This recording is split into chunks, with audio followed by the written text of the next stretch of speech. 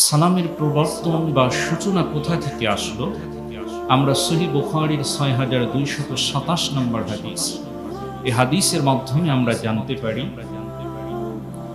আবু হুরায়রা রাদিয়াল্লাহু তাআলা আনহু তিনি বর্ণনা করছেন, আল্লাহ রাসূল সাল্লাল্লাহু আলাইহি ওয়াসাল্লাম বলেন যে খালাকাল্লাহু আদম আলা সূরাতিহি তুলুহু ৬০ দিরাআন।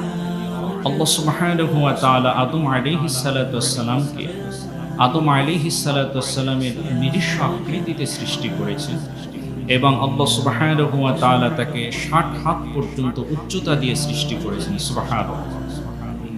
ফালাম্মা খালাকাহু, আল্লাহ পাক যখন তাকে সৃষ্টি করলেন, ক্বালা, আল্লাহ আদম আলাইহিস সালাতু ওয়াস সালামকে বললেন, ইযহাব ফাসাল্লিম আলা উলাইকান নাফার।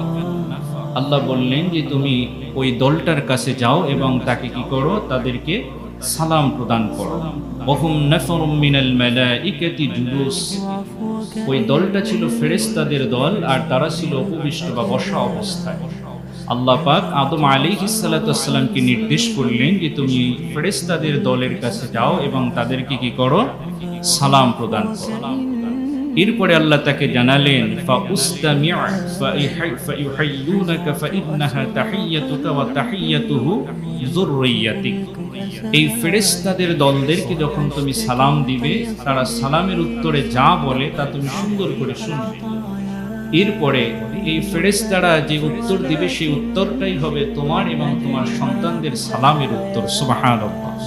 তাহলে এই সালামের আদান প্রদান এটা আদম আলাইহিস সালাতু ওয়াস সালাম থেকে শুরু করে ফেরেশতাদের মাধ্যমে এটা আল্লাহ পাক সূচনা করিয়েছেন। সুবহানাল্লাহ। ফাযাহাবা, এরপরে আদম আলাইহিস সালাতু ওয়াস সালাম ফেরেশতাদের দলের কাছে গেলেন।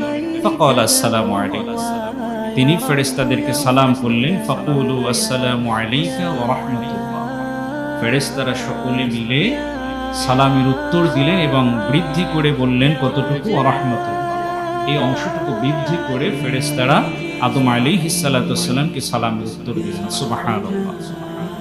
তাই সালামটাকে আমরা যদি হালকাভাবে নেই যে আসলে এটা আমাদের দুনিয়াবি একটা সিস্টেম, সেটা কিন্তু নয়। এই পদ্ধতিটা আল্লাহ সুবহানাহু ওয়া তাআলা একেবারে আমরা পৃথিবীতে আসার পূর্বেই আদম আলাইহিস সালাতু ওয়াস সালামের সৃষ্টির পর থেকে নিয়ে ফেরেশতাদের মাধ্যমে এই সালামের আদান প্রদান আল্লাহ সুবহানাহু ওয়া তাআলা করেছেন। তাই আমাদেরকে সালামের গুরুত্ব দিতে হবে।